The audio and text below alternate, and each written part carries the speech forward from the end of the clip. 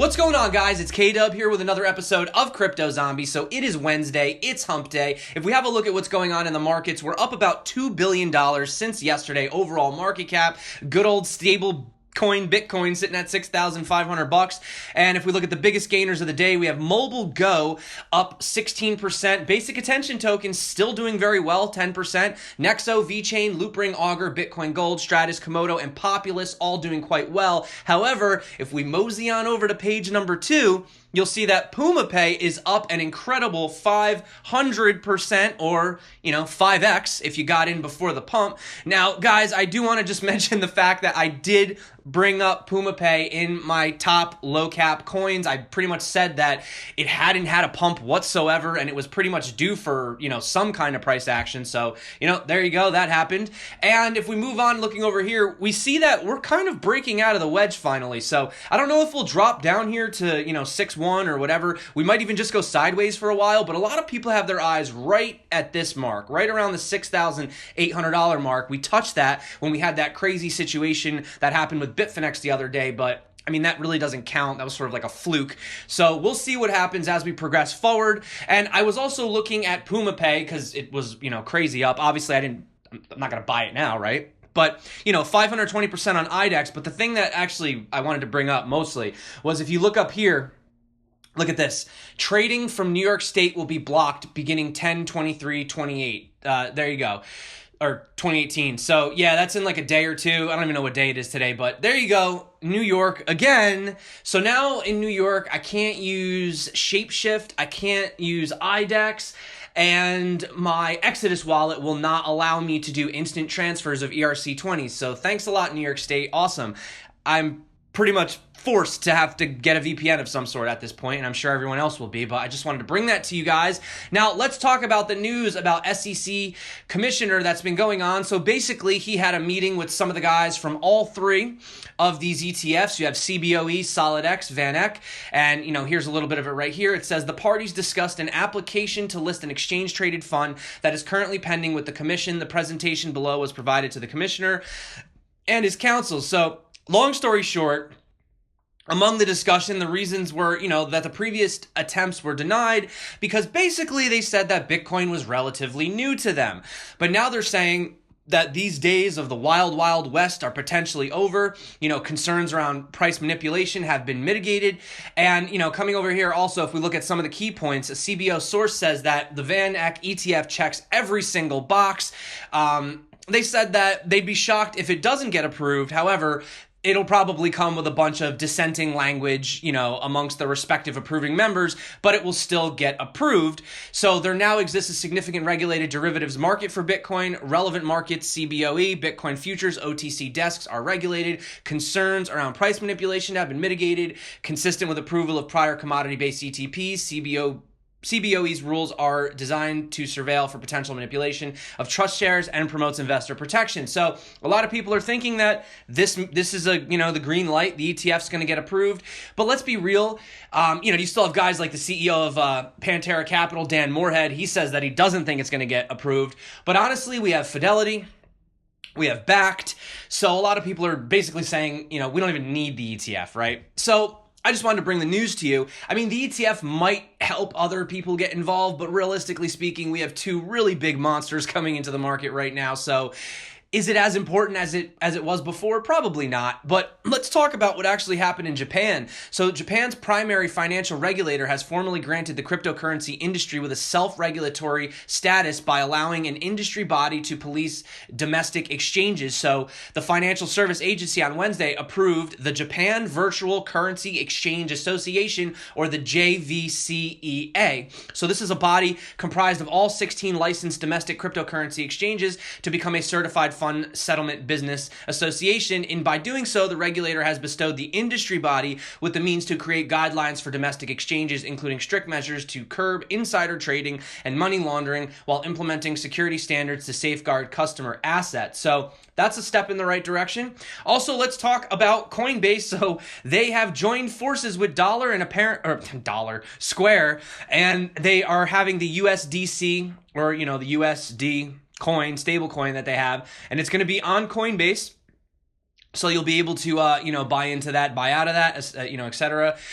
Also, I don't know what's going on with these because I have the Coinbase mobile app and like 0x, I'm not seeing it on my app, and I haven't seen this on my app. Probably because I live in New York though, right? I'm probably not allowed anything. So anyway, that's supposed to be coming out as well. Now let's get into I want to kind of like slide into the coin news, but I wanted to start with a little bit of adoption super fast. So you have Sony Pictures joins Green Fence to put Goosebumps collectible trading cards on the blockchain. So I don't know if you guys, anyone watching, were you guys pretty big Goosebumps fans or whatever? I actually have all the original Goosebumps books still. It's kind of like nostalgic for me. So yeah, actually, there you go. Look, there you go, right there. That's me with all my Goosebump books, just trying to prove it to you guys. So anyway, they say through WebSaver CA, consumers can collect cards each day until the 5th of November, where they have the chance to get a digital scratcher card, or if you're from my area, we call it scratch-offs, essentially, and a new opportunity to collect and win. Some of the cards are preloaded with free cinema tickets, while others are preloaded with money. So with the GFT brand created by Green Fence, a blockchain platform and sister company to Green Fence Consumer, people are provided with an identifiable mark. This shows that the collectible is verified, authentic, and authorized by the IP holder. Not only that, but value is placed on the cards due to their scarcity, desirability, and trust in the origin. So CryptoKitties, collectibles, right? So through a simple sign-in process with no third-party requirements needed, Goosebumps fans can create a private digital wallet. When they sign in, they will be presented with a magic book, as seen in the film, to store the cards that they collect. How cool is that? And also, you have to think for marketing and distribution, it's probably like so much cheaper, right? Like for these guys to just do digital collectibles. I mean, just launch it on the Ethereum blockchain. You don't have to print anything. You don't have to have any like cards, nothing physical. So I definitely see this being one of the things that's going to get people involved. Like I said, this non-fungible tokens, you got, video game, different skins and stuff. So those are going to be very, very huge moving forward. Also wanted to point out that we had this, we're also going to hold on. Q&A at the end. Let me pause this for a second. So, this was basically, they had this thing and it was people don't realize how close the tech is to being ready. And that was the whole idea of this. They were basically talking about undervalued tech. Vitalik goes in to talk about things like ZK snarks. They also talk about second layer applications and solutions and stuff like that. So definitely check that out if you're interested. Now, I wanted to talk about the XRP United Exchange, which is officially live.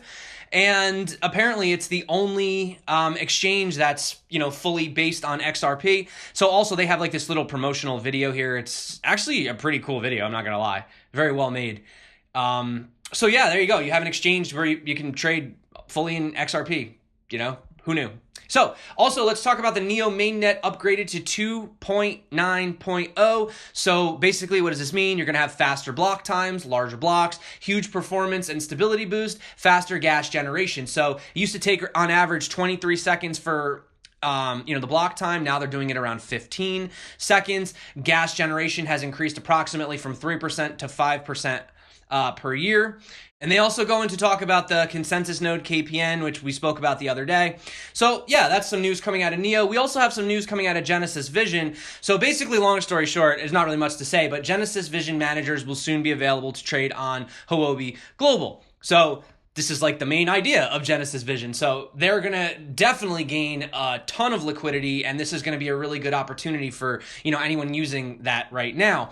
I also wanted to really quick just touch on Waltonchain news. So October 11th, IoT China and Huawei Cooperation Conference was held in Shanghai as part of a Huawei Connect 2018. The conference focused on cooperation between IoT China and Huawei on training and certification, joint marketing, construction of open laboratories, the industry service platform, and the ecosystem. So you had Waltonchain's technical subsidiary, Xiamen Zhangchuan, probably said that wrong, IoT Industry Research Institute participated in the conference as the technical supporter of the IoT China Industry Service Platform presented at the conference. You guys can read through this. I'm not going to go through this whole article, but I just wanted to point that out as well. Now, this came out today from Rong Chen of Elastos. So this is directly from him. And they've done a modification to the token lock-in and return program. So I've highlighted some of the key takeaways here. And it says, As a valued community member, I want to personally update you on some news regarding ELA coins. After consulting with trusted advisors within the Elastos ecosystem, including legal experts, we have made the decision to unwind our lockup program and end it early. So I remember when they originally had this lockup program, it says beginning today, lock in, Elastos ELA holders will receive an official communication from the Elastos Foundation regarding the coin return mechanism. As further described in the communication, all locked up coins, including the 4% bonus, will be returned to lock-in ELA holders on November 5th. Okay? So that's pretty soon. So ELA coins will also be returned to angel investors on November 20th. And they go in to say why they're doing this. They say, it's our understanding that in order to be fully compliant for expansion into Western markets, it's critical that these coins be unlocked. If Elastos is to succeed as an international project, compliance with Western laws is paramount. When we launched this lockup program, it was not clear to us that these types of programs could be seen as out of sync with compliance. Now that we have been informed that the continuation of this program may cause compliance risk, we feel strongly that this modification is in the best interest of Elastos' long-term success. So the only question that I have, and I'm just playing devil's advocate here, is if all these coins get unlocked again. I mean, when people were locking these coins up, they were a much higher value. I don't remember specifically when the lockup took place, but I remember Elastos was a lot higher than what it's worth right now. So I don't know, with all these extra coins in circulation, are people going to just dump them? Are they going to sell them? Like, I'm just curious what people are going to do. I'm literally not spreading anything. I'm just genuinely curious what's going to happen when all these, tokens get released. So it's just something to consider. I wanted to bring it to you guys. I'll drop it below. Please have a look at this yourself. Obviously, it's open for everybody. You figure it out. I don't know. I'm just bringing it to you. But I'll tell you one company that's doing something completely different is VITE. So they're actually doing a burn notice. They say we will move all uncirculated VITE tokens onto the testnet, thereby destroying this subset of tokens currently in ERC-20. This means that 56.6% of all VITE tokens will be out of circulation until the mainnet launches. So I don't actually know when the mainnet launches specifically. They have the Medium article here. I didn't even actually look into it. But yeah, I mean, long story short, that's probably going to be really well for price short term, and it also shows confidence in the project as well. So yeah, I mean, that's pretty good news. I like VITE, so it's good for me. I hold VITE. So finishing off on some crypto news today, we have a guy that got arrested for putting an ATM machine in Bangalore. Harvish BV was apprehended by police after having reportedly installed the ATM kiosk at Chemfort Mall on Old Airport Road. They basically said that the installation did not receive any permission from the state or government. And it says that Harvish BV was reportedly presented before the additional Chief Metropolitan Magistrate Court, which sent him to the police custody for 7 days. Police are said to have stated that more arrests are likely and have appealed to the public not to be lured by the prospect of making huge profits through crypto. Yeah, I mean, if your state doesn't allow you to put Bitcoin ATMs and you do, yeah, I guess you get in trouble for that. So you also have the Chinese financial blockchain Shenzhen Consortium, led by multinational telecommunication company Huawei and tech giant Tencent, will soon present its coinless blockchain FISCO BCOS. Coinless blockchain. So is this a blockchain that doesn't have a token? Is that what it is? Because I couldn't really get that from the article. But long story short, it's described as a set of applications aimed to serve the general public. Per the release, the main strength of the new platform lies in the speed of transactions per second, which is expected to reach more than 1,000. FISCO also claims this blockchain will use Byzantine fault tolerance protocol and also support zero knowledge proof. Okay, there you go. Kind of sounds like Neo for a second, but then they have the zero knowledge proofs at the end. The one thing that I wanted to bring up, though, this is crazy. Now, I was going to bring this up earlier, but I felt like it was a kind of long article, and I didn't want to start the video out with a really long, drawn-out article.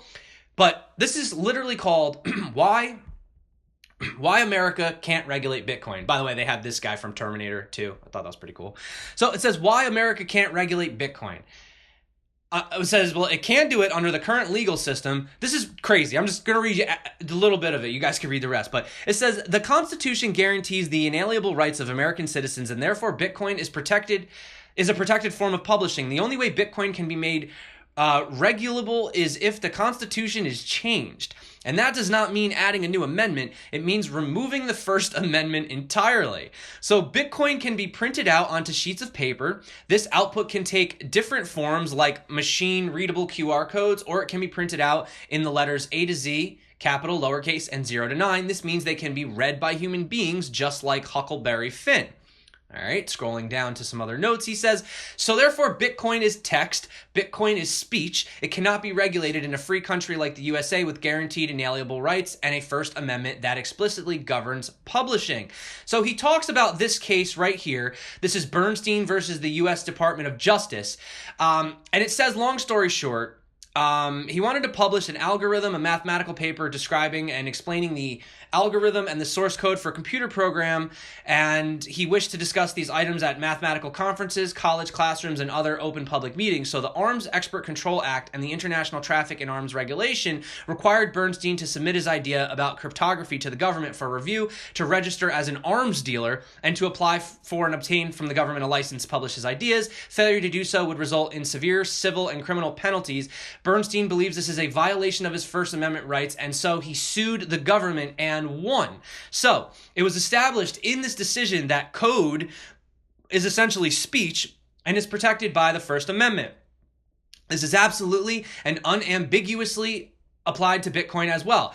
So the Ninth Circuit Court of Appeals found in Bernstein's favor and ruled that software was speech protected by the First Amendment and that the government's regulations prevented its publication were unconstitutional. It is clear to see that Bitcoin falls squarely into the category of protected speech. There is no way around any of this, and the U.S. courts must come to the same conclusion for Bitcoin. Bitcoin is protected speech, and the case law says so explicitly. Then they go on to talk about Farmville.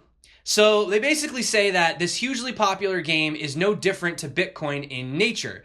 It says that players are encouraged to spend farm cash in Farmville or farm bucks in Farmville 2, which are purchasable with real world currency. So they say the only difference is in the size of the space where the messages are being sent. And in the case of Farm Bucks, the number of users and transactions was pretty large. They had over 83 million monthly active users, and not one single person was subjected to KYC or AML to exchange fiat for Farm Bucks or for farm cash. Kind of makes a point there. So clearly, allowing legislation to touch Bitcoin means that any software of any kind will suddenly be liable to arbitrary and unethical restriction. It will set a precedent that will be devastating to all software developers in the USA, and software is the means by which everything is run, communicated, exchanged, and ordered in modern society. In fact, it's impossible to run a modern society without software. And as you can see, this article literally just keeps going. So what do you guys think about that? I thought it was crazy. What do you think? Would we have to actually get rid of the First Amendment in order to, make Bitcoin illegal or whatever? I thought it was a crazy story. I just wanted to bring you up. If that doesn't make you happy, well, we could just go back to days like this, guys, which I'm glad that we're not in those days anymore. So that being said, I want to say thank you so much for coming back to the channel. You guys are freaking awesome. Everyone that's been liking, subscribing, commenting, you are seriously the best. Joining the Telegram chat, everyone, the community, love you guys. Thank you so much for coming back. My name's K-Dub. This is Crypto Zombie. Until next time, stay crypto and peace out.